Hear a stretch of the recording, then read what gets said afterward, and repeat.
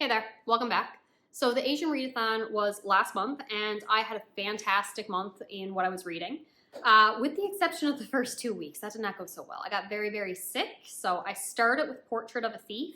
However, because I got very sick, lost my voice, my throat's still very scratchy from this, and just could not read anything. The library took my loan back, so I didn't get to finish it. It was more a literary fiction verse instead of a heist, or a literary fiction take on a heist story, really focusing on Asian Americans, their heritage, their place, their identity, how they feel about it, and their connection to their heritage in the home country of their family of China versus their place here in America. And that was a very interesting concept to explore. I was really enjoying the characters, their history, their education, as well as the idea of being hired to steal artifacts from museums that had previously been taken from China and they wanted to return it.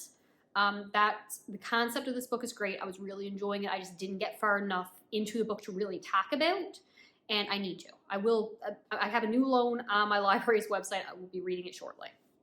After that, I read How You Pronounce Knife. I am not a short story person collection. I don't like short stories. I either want a novella or a full story. Short stories are just too short. So I did enjoy the majority of the stories in this book. I just wanted more from it. So my favorites were This Is How You Pronounce Knife, the title book of this story, about a first generation, I think Canadian, and just learning to read and going to her parents and be like, hey, how do you pronounce this word? And just the struggles of learning a language and being in a new country, as well as the final one in the story, my Picking Worms. That was just an emotional time. I really, really enjoyed that story. I want a full, not even a novella, I want a full book based around this concept. So someone write that. Author of this book, please write that. The reason I picked this book up was because the author, or at least the author of the author's family, is from Laos. Laos is the most beautiful place in the world. I did a 2-week volunteer trip there before. It is so gorgeous. The people are so kind. I need to go back. It is incredible. I highly recommend visiting Laos, and I highly recommend picking up this book because even though short stories are not for me, I enjoyed the majority of them.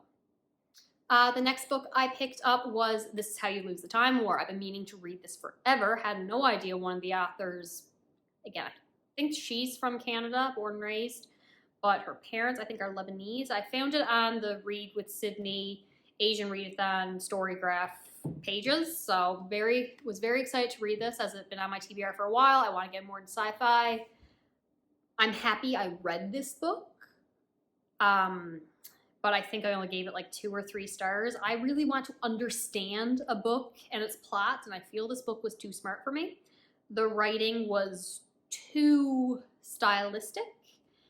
The plots needed more explanation and world building, in my opinion, for me to understand it. And it is basically 2 characters on opposite sides of a time war. I don't know the reason for the time war. I think there might have been some environmental versus technology sides of things, but I can't really say. And they're leaving messages for each other. I like how initially the messages are very taunting and saying, hey, I'm better than you, or whatever. And then it becomes more respectful, respecting each other's techniques and battles and all this and their intelligence. And it's just respectful. And then it's being admiration, and it turns into flirting, and it turns into a romance. And I really enjoyed that.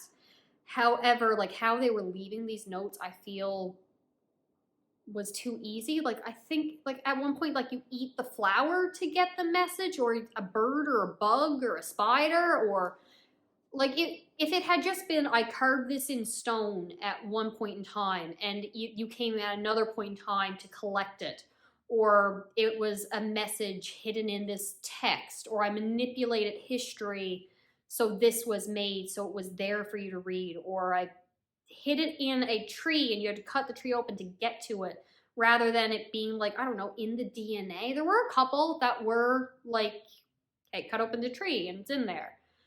But like grow the seed and eat the plant, I don't think I understood what was going on. I wanted more information on the characters. I got a good amount of their relationship. That was great. That was the center point. That was focus. I love that. I want more on the war. I want more on how we're time traveling. I want more on how this time traveling came to be. I want more on their individual organizations, but that just wasn't the point of the story. So not for me, but very happy I read it. I then finished Spy Family. I don't know if it's Spy Family or Spy X Family. Do we pronounce the X? Is this a Hunter Hunter thing or a Hunter X Hunter? I don't know. So I love Spy Family. I love it so much. I'm just going to gush about it for the rest of my life. It's so cute. Considering this isn't an anime episode, sure, I'll just give you a quick summary. Spy infiltrating foreign country, needs a fake family to get close to targets, adopts a daughter who happens to be a telepath, he doesn't know, finds a wife willing to marry him for just the cover, and she's using him for her cover because she's actually an assassin. He does not know that. She does not know he's a spy. Telepath knows everything. It's hilarious. It's comedy, gold, facial expressions, domestic fluff, found family, mutual love and respect. And it is just wonderful. Everyone should read or watch Spy Family. I love it so much. Full 5 stars. Every chapter of the manga, every episode of the TV show, just full 5 stars. I love Spy Family so much. One more manga we're going to talk about real quick, just because people recommending. I finally started One Piece. It's going to get a full episode once I'm done the first arc, as well as I mentioned it in a little anime wrap-up. So we're not going into that right now. I love Monkey D. Luffy, obviously, so we're going to continue on. The last book I believe I read was Confessions. Oh my god, I binged this entire book in one sitting. I could not stop. Do I have the book here? Yeah. Oh my god, I could not stop. I was expecting like graphic, gruesome horror. That's what I thought this was, because it's a teacher who believes her students are responsible for the death of her daughter. And I thought she was going to torture these students. I really did. That is not what this is. This is slow, psychological, thriller horror, more horror, and just examining the events that led to the daughter's death, as well as from multiple points of view. So it's very repetitive because we're going over the same events a little bit before it, a little bit after it, and the fallout from the event and what the teacher does to these students and who she feels is responsible. And these little egocentric, psychopathic, idiotic preteen narcissists, I loved every point of view. I loved every page of this book. I do recommend the audiobook a little tiny bit more than the physical book, because it's more a lot of monologuing than it is. I don't like monologuing, for the record, at all. In this book, it works.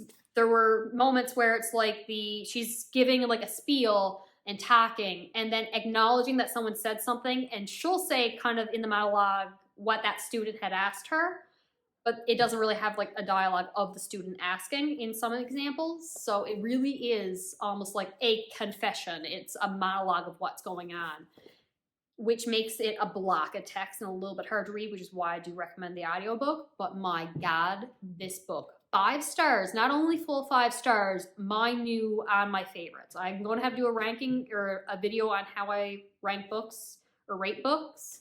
But the 5-star is one of the rankings or ratings, sorry. But then you have favorites. This is favorites. I love this book. I love the characters. I cannot gush enough. So happy I finally read this book. Yeah, that is all the books I read for the Asian Readathon. I didn't get to the nonfiction I wanted to read, so real quick, I'll just grab them. Oh, stupid being sick for 2 weeks cut into what I wanted to read. I really wanted to read The Girl with 7 Names. I was hoping I could finally get to Severance, and I was kind of hoping I could squeeze in out, and I just couldn't get to them. But this has just been a great week for reading, or a great month for reading. Can't wait to see what happens when I do get to these eventually. But that's all I got. I'll talk to you later. The cat's going to knock down her carrier right now, so talk to you later. Bye.